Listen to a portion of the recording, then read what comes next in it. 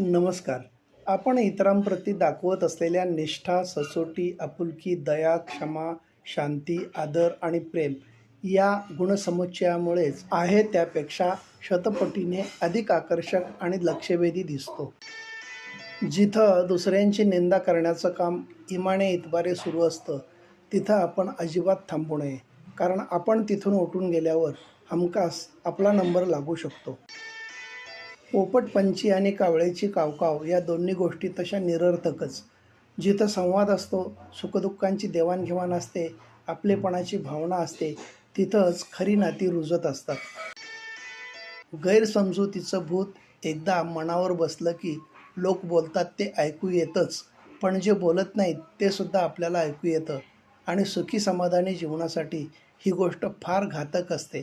म्हणून गैरसमज होणारच नाहीत याची दक्षता घेणं गरजेचं असतं.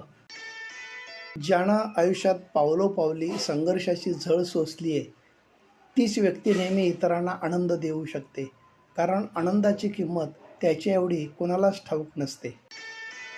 हमेशा जीतने की उम्मीद रखनी चाहिए, क्योंकि किस्मत बदले या न बदले, वक्त जरूर बदलता है. धन्यवाद.